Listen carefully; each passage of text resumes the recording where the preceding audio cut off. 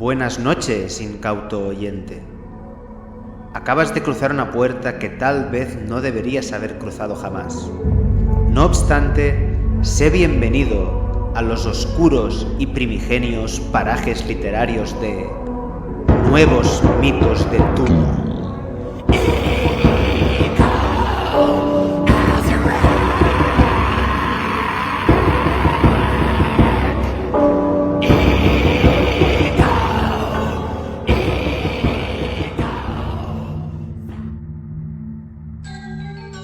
La visión.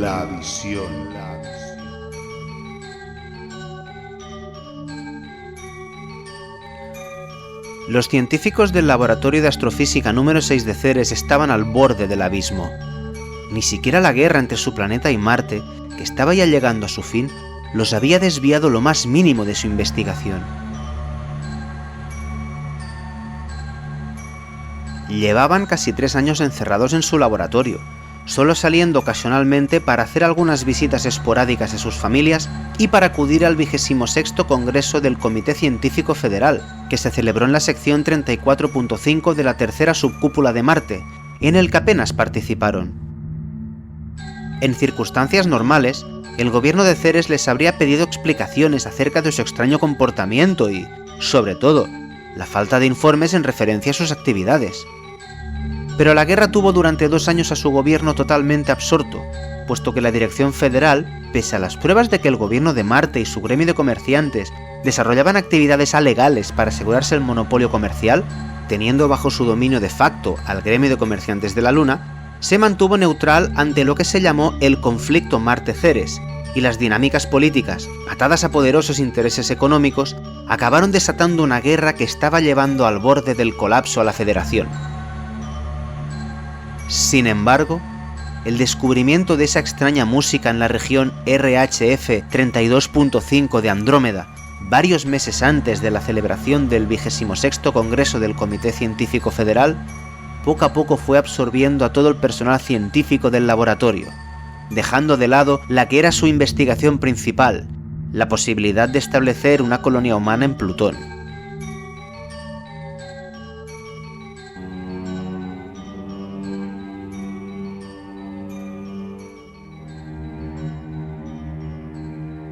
Todo empezó por un simple hecho fortuito.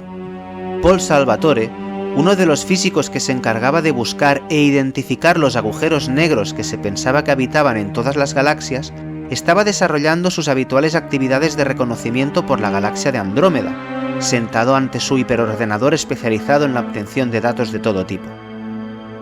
De pronto, en un punto periférico de la región RHF 32.5, los sensores gravitatorios detectaron unas perturbaciones a nivel gravitacional que, aunque algo tenues, se captaban perfectamente. Lo curioso no era captar aquello, sino haberlo captado en una zona en la que no había apenas ningún campo gravitacional de ningún astro. Esas perturbaciones, en teoría, no deberían estar ahí, pero estaban. Salvatore, extrañado, focalizó el sensor madre del hiperordenador en el punto exacto en el que se captaba el foco gravitacional. Tras calibrar los fotosensores, confirmó que ahí no había nada de luz y, por lo tanto, probablemente ningún objeto era el origen de esa alteración. Los sensores de temperatura, radiación y movimientos cuánticos tampoco aportaron información sobre ningún tipo de materia que pudiese circundar la zona de perturbación gravitacional. Salvatore informó de su misterioso e inexplicable hallazgo al resto del equipo, y todos se interesaron por el asunto. Ninguno de aquellos grandes científicos fue capaz de dar una explicación a ese fenómeno. Pero la extrañeza devino horror al cabo de varias semanas.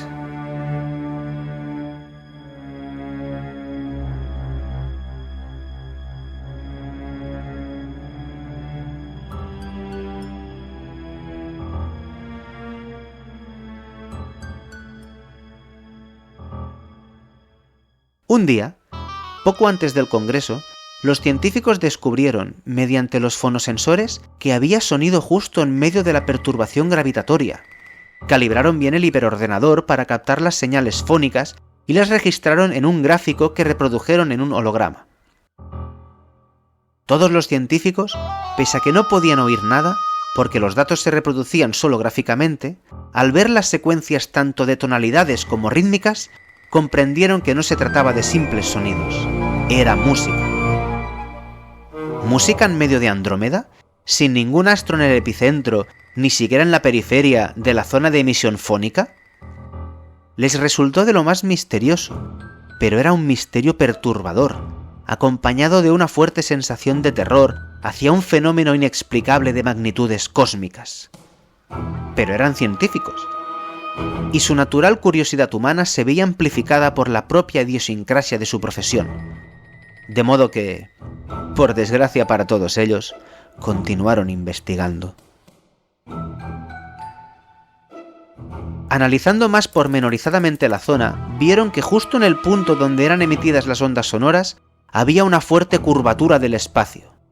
Las curvaturas de la dimensión espacial solo podían darse en presencia de astros con una gravedad extrema, como los agujeros negros, lo cual era imposible porque ahí literalmente no había nada. O bien era un fenómeno en sí mismo que se sabía teóricamente que podía existir, pero nunca se había demostrado empíricamente. No tuvieron la menor duda. Estaban ante un hallazgo sin precedentes. Habían descubierto el primer agujero de gusano. Sin embargo, aunque aquello explicase por qué había perturbaciones gravitacionales en unas coordenadas en las que no había nada de materia que pudiese ejercer influencia gravitacional, no explicaba lo que más inquietaba a los científicos: el origen de la música. Fuese lo que fuese la fuente de esas emisiones fónicas, estaba al otro lado del agujero de gusano, y por la información que los fonosensores captaban, la intensidad de la música aumentaba, lo cual llevaba a otra pavorosa certeza: la fuente de la música estaba cruzando el agujero de gusano. Todos convinieron en que había llegado el momento de convertir todos los datos de los diversos sensores en imágenes. El potente hiperordenador tenía un programa de última generación que permitía reproducir en imágenes en tiempo real los datos de los diversos sensores.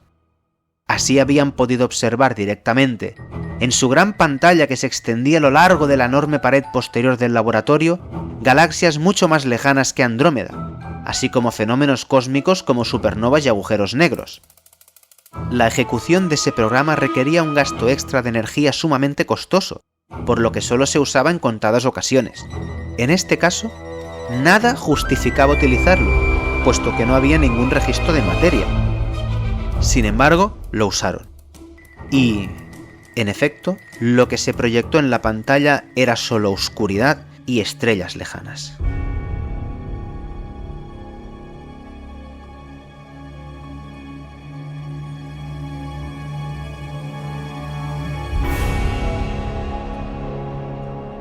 Ante ese resultado, un joven miembro del grupo de científicos dijo algo que todos sus compañeros habían pensado, pero no se habían atrevido a proponer: traspasar los datos infográficos de los sonidos captados y convertirlos en un archivo de audio para poder escuchar la música.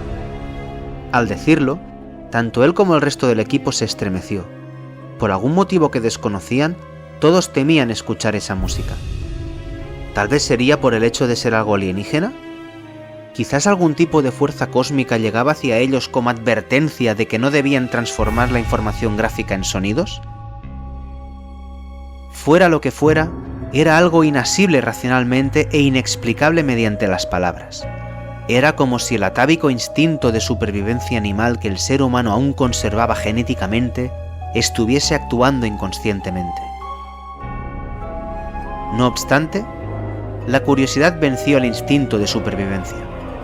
Sin decir nada, uno de ellos se sentó en el ordenador y en apenas 2 minutos había volcado los datos del sensor fonográfico al convertidor de formatos, de modo que los gráficos de variaciones tonales y percutivos se convirtió en un archivo de sonido audible. Entre un asfixiante silencio y con un intenso temblor en su mano, el científico pulsó el botón de reproducción. Lo que sucedió a continuación fue un auténtico aquelarre de caos, dolor y muerte.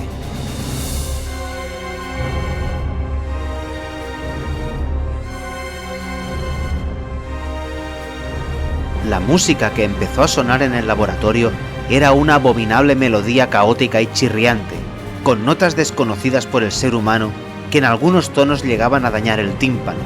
Indudablemente, esa aberración fónica era una melodía con ciertos patrones, pero era tan absolutamente demencial que era imposible que un individuo perteneciente a una cultura civilizada la hubiese compuesto. Los científicos sentían cómo les dolía la cabeza y los oídos, y extrañas visiones de tentáculos y dentadas bocas babeantes invadían sus mentes. La aterradora y besánica melodía iba acompañada de unos golpes de percusión que marcaban un ritmo infernal, con compases incomprensibles pero que, de algún modo, era claro que cuadraban con la horripilante sucesión de notas y tonalidades emitidos por instrumentos desconocidos. Con solo 5 segundos de exposición a esa horripilante música, la atmósfera del laboratorio se hizo opresiva e irrespirable. Era como si esa diabólica música ocupase el espacio y ejerciese presión física sobre los oyentes, los cuales se tapaban los oídos con fuerza, pero seguían oyendo la música con el mismo volumen. Todos chillaban y lloraban desesperados, al tiempo que uno de ellos empezó a golpearse la cabeza contra una mesa hasta que cayó al suelo con su frente aplastada y ensangrentada. Otros se arrancaban los pelos de cuajo, y el más joven del equipo cogió 2 bolígrafos y se los clavó en los oídos con tanta fuerza que se quedó sordo al instante. Sin embargo, la horrenda música seguía llegando a su cerebro con la misma intensidad. Finalmente, el mismo que había reproducido esa aberración asesina, logró a duras penas pulsar el botón de detención del audio, logrando parar la abominación que los estaba enloqueciendo y matando.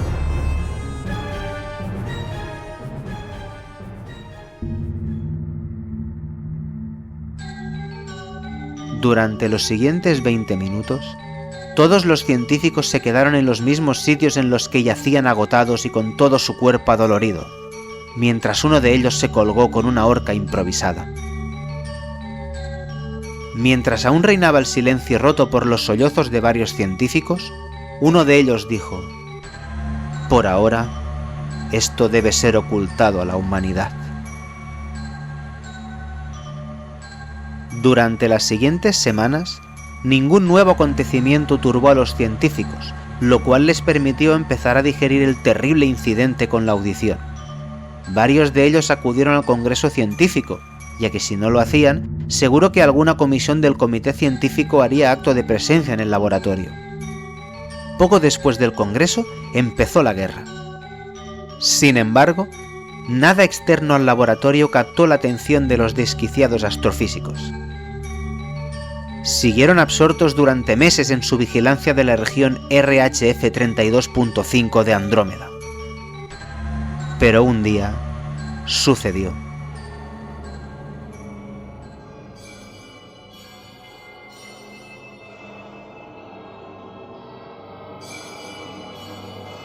En un instante determinado de uno de los inacabables días de su ya monótona investigación, todos pudieron ver algo en la pantalla. Un cuerpo estaba emergiendo de la nada. Todos miraron atónitos al desarrollo de ese nuevo y siniestro evento. El horror empezó a asomar y desvelarse. Unos tentáculos verdosos se contorsionaban agarrando una especie de tubo blanquecino al tiempo que iban surgiendo de la oscuridad. Pese a que el estado mental de los científicos era ya de absoluta inestabilidad y extenuación, todos comprendieron lo que estaba acaeciendo. La entidad exterior estaba saliendo del agujero de gusano. En pocos segundos, el pavoroso ser había emergido del todo. Era una masa de una materia viscosa, con una forma incalificable, totalmente irregular, que iba cambiando conforme se movía, pero que no se correspondía a ninguna figura geométrica ni contorno imaginable. Sus decenas de tentáculos se movían en todas direcciones, y el tubo blanquecino que habían empezado a vislumbrar, agarrado por varios de esos repugnantes tentáculos, llegaba hasta lo que parecía ser una boca, aunque encima de aquel orificio no había nada parecido a una nariz ni ojos, con lo que no podía distinguirse rostro alguno. Mas era evidente que aquello era el origen de la calamitosa melodía que había asesinado a 2 científicos y había llevado al abismo psicológico al resto. Las caras de los científicos se iban desfigurando al tiempo que 2 seres más como aquel emergían de la oscuridad. La sola existencia de aquellas entidades demoníacas ya era suficiente para romper mentalmente a los desgraciados espectadores de ese perturbador desfile. Pero lo peor llegó después. Otra entidad empezó a surgir de la profunda oscuridad del agujero de gusano, una entidad que era la representación del puro horror. Nunca nadie había visto jamás aquello. Algunos humanos, en la prehistoria terránea, habían leído sobre ello en libros prohibidos de oscuros conocimientos arcanos. En la actualidad, empero, tan solo un humano tenía alguna noción de lo que los físicos teráneos estaban a punto de contemplar en su totalidad y en tiempo real. A cientos de miles de kilómetros de distancia, el científico Barg, desde su casa en Marte, custodiaba el libro que encontró en el secreto archivo militar durante un incidente al inicio de la guerra entre Ceres y Marte. Ese libro, llamado Necronomicon, dedicaba unas páginas a hablar de una entidad de supremo poder que moraba en la corteza del espacio, cuya esencia era el caos y la destrucción, y que el único motivo por el cual no arrasaba todo cuanto está a su alrededor son unos amorfos flautistas que lo mantienen adormecido con una impía música. Esa entidad, cuyo nombre es Azathoth, el caos nuclear, es lo que los físicos ceráneos, por primera vez en toda la historia de la humanidad, iban a poder contemplar en una visión directa. Azathoth, una vez hubo emergido completamente del agujero de gusano, se desplazaba ahora muy lentamente por Andrómeda. Estaba circundado por miles de los terroríficos flautistas amorfos, distribuidos de forma irregular alrededor de los millones de kilómetros cuadrados que medía el sultán de los demonios.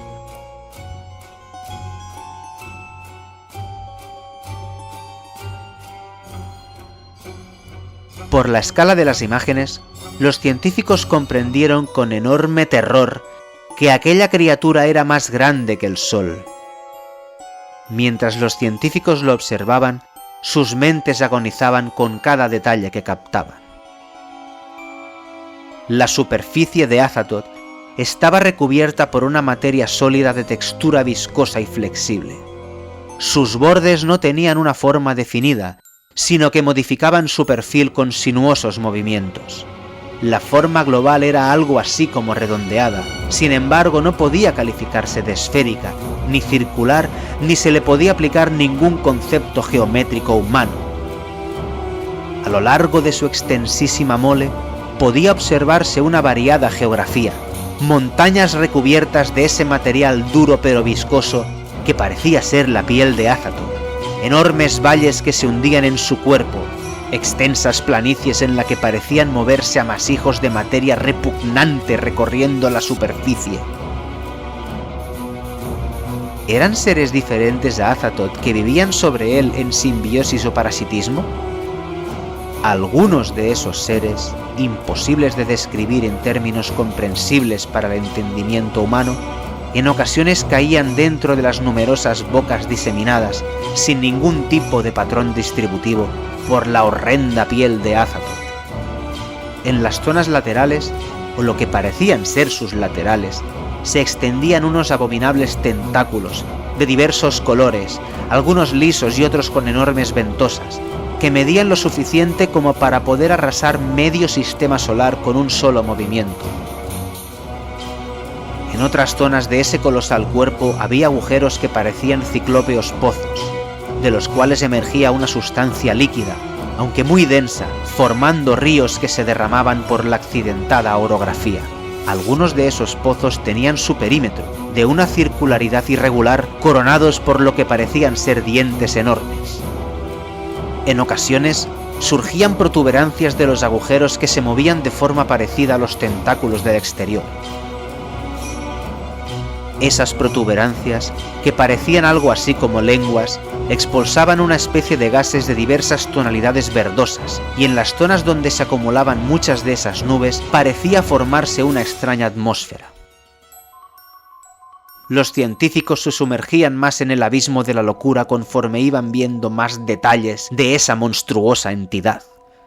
Sin embargo, no pudieron acabar de observarla entera, porque una última visión sumada a un suceso repentino les causó la muerte súbita.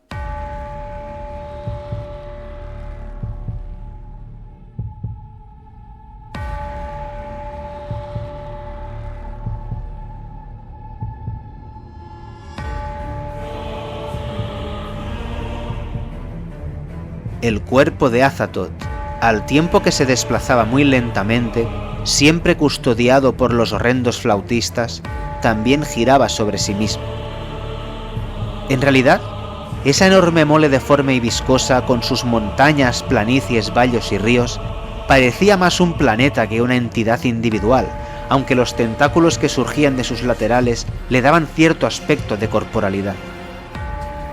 No obstante, el último detalle que fueron capaces de soportar reveló que Azathoth, en efecto, era un ser que poseía individualidad. El horror final se descubrió cuando el movimiento sobre sí mismo acabó revelando lo que exterminaba de raíz cualquier atisbo de sensatez: el rostro de Azathoth. Era un horrendo y repulsivo conjunto desordenado de ojos de diversos tamaños, que miraba cada uno en distintas direcciones, y fauces con amenazantes dientes que se abrían y cerraban con brutal violencia, y que ocasionalmente mostraban asquerosas lenguas, de las que colgaba un repulsivo líquido de color negruzco. Al verlo, la poca cordura que aún podía quedar en la mente de los científicos teranos fue aniquilada al instante, y todos empezaron a gritar, notando cómo sus cuerdas vocales se rompían por el tremendo esfuerzo, sintiendo cómo la sangre brotaba de sus bocas, oídos, nariz y ojos. Algunos de ellos se cegaron arrancándose los ojos, y otros se golpeaban la cabeza con cualquier objeto sólido que podían coger. Pese al aquelarre de locura en el que estaban sumidos, aquellos que no se habían arrancado los ojos vieron un suceso que acaeció de repente. Los amorfos y tentaculares flautistas dejaron de tocar sus infernales instrumentos. Apartaron las extrañas flautas de sus orificios bucales y se dispersaron, alejándose de Azathoth.